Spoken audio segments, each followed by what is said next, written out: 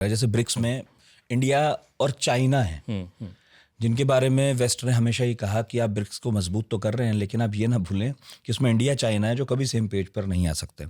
तो एससीओ को मजबूत करने में चाइना बहुत सक्रिय है, बट हम ये भी ना भूलें कि उसमें पाकिस्तान भी है ना, उसमें चाइना खुद है, इंडिया भी है। तो जो चुनौतियां, जो चैलेंजेस ब्रिक्स में है, वही मिलते जुलते एससीओ में भी है। में भी अभी लाओस नया देश बना है, पाकिस्तान, आर्मेनिया, जिनकी बनती नहीं है, क्योंकि अजरबैजान भी आर्मेनिया से भिड़ता रहता है, पाकिस्तान का समर्थन अजरबैजान को ज़्यादा रहता है, मगर वो दोनों कह रहे हैं आर्मेनिया पाकिस्तान की अब हम साथ साथ चलेंगे। तो अभी तो दुनिया देख रही है, मैं वेस्टर्न मीडिया को पढ़ रहा था, एससीओ को लेकर बहुत विश्लेषण हो रहे हैं, पर उनके लिए एक राहत की बात ये भी तो है ही ना वेस्ट के लिए कि यार एससीओ में भी ऐसे बहुत सारे देश हैं जो कभी सेम पेज पर आएंगे नहीं। तो ये ज़्यादा ऑप्टिक्स के लिए ठीक है, सिग्नल्स देने के लिए ठीक है। एक्चुअली जितनी बड़ी बड़ी बातें हो रही हैं वो कभी भी क्रियान्वित तो नहीं होंगी, कभी भी वो जो है पेपर पे तो ठीक से नहीं उतर पाएंगे। कहने के लिए ठीक है, ऐसा नहीं लगता आपको? कुछ हद तक आपका जो आपने रेड फ्लैग्स हम बोल सकते हैं, वेस्टर्न मीडिया के जो रेड फ्लैग्स है वो भी इग्नोर नहीं कर सकते हैं। काफ़ी उसमें रियलिटी भी है, ग्राउंड रियलिटी, जो जियोपॉलिटिकल टेंशन्स या जो भी बायलैटरल टेंशन्स है वो सब है। मगर ये भी देखने लायक है कि ब्रिक्स का जो एक इस्टेब्लिशमेंट है, उसका जो दौर रहा है, उसका जर्नी है, वो एक इकोनॉमिक ग्रुपिंग से मोर कॉम्प्रहेंसिव। एससीओ का जो एक दौर रहा है वो एक काउंटर टेररिज्म ग्रुपिंग से अभी विजन ये है कि इसको और बढ़ाया जाए। मेंबरशिप का जो एक है ब्रिक्स में भी हमने देखा है, एक्सपैंडेड ब्रिक्स हो गया, तो काफ़ी सारे देश ज्वाइन कर चुके हैं, और उसमें काफ़ी सारे एनोमलीज भी है जैसे आपने बताया।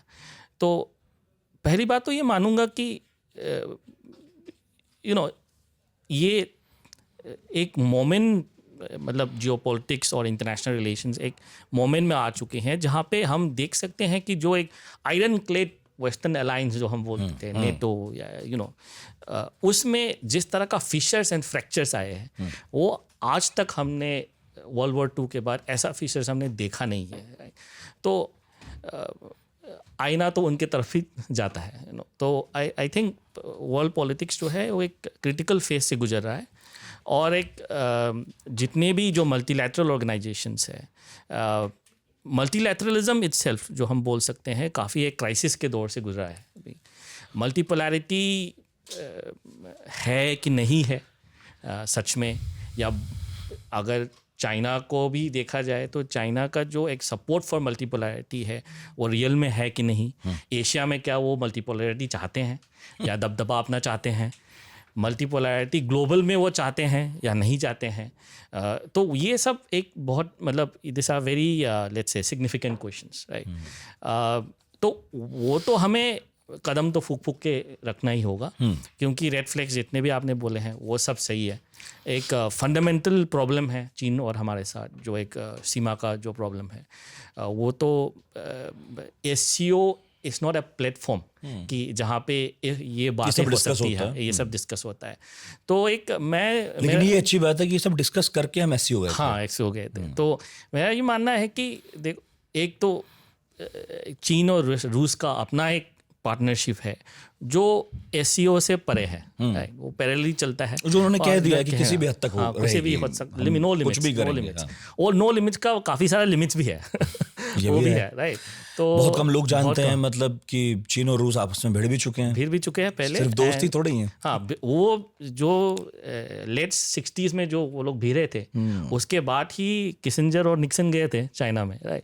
तो जियोपॉलिटिक्स जो है वो तो बदलती रहती है, जैसे आपने पहले भी बोला कि परमानेंट फ्रेंड्स नहीं है, परमानेंट इंटरेस्ट है, और अपने अपने हित के लिए काम करते हैं। तो मेरा ये मानना है कि जितने भी देश, specially the bigger powers, right, जो ब्रिक्स के पार्ट है या एससीओ के पार्ट है, वो काफ़ी हद तक जानते भी है कि जितना एक जो रियल मूवमेंट होगा, प्रोग्रेस या जो भी आप कह लीजिए रिलेशनशिप में, वो तो बायलैटरल रिलेशन से ही होगा।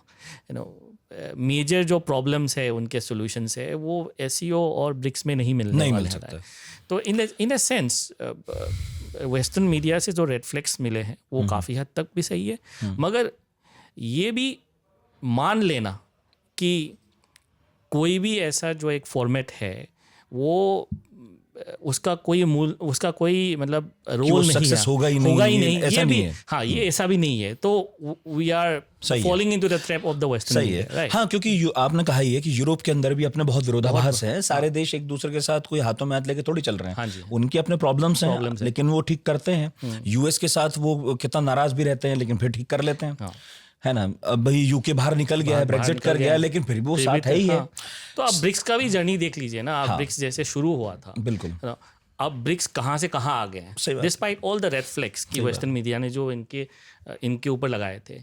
एससीओ जिस तरह शुरू हुए थे काफ़ी हद तक इंडिया पाकिस्तान मेंबरशिप को लेके ये सब एससीओ के रशिया चाइना ने शुरू किया था तो, और रूस हमें लेके आया और चाइना पाकिस्तान को लेकर आया। हाँ, तो इन ए बिग वे मैं ग्रांड नैरेटिव में मैं ये भी बोल सकता हूँ कि जितने भी सारे मल्टीलेटरल ऑर्गेनाइजेशंस है, अब आप जियोपॉलिटिक्स के उतार चढ़ाव को देखें, और तो एक तरह से एक नेगोशिएटिंग प्लेटफॉर्म्स भी है। हाँ, राइट, वही मेनली वही है। तो अगर एक ऐसा नेगोशिएटिंग प्लेटफॉर्म उभर के आया है जो यूएस को इनके सामने बोल रहे हैं कि there are alternatives, there are options, you are not the only option, right. तो ऑब्वियसली वेस्टर्न मीडिया में उसकी निंदा होगी, वेस्टर्न मीडिया में उसकी रेड फ्लैग्स होगी, तो वो तो लाजमी है।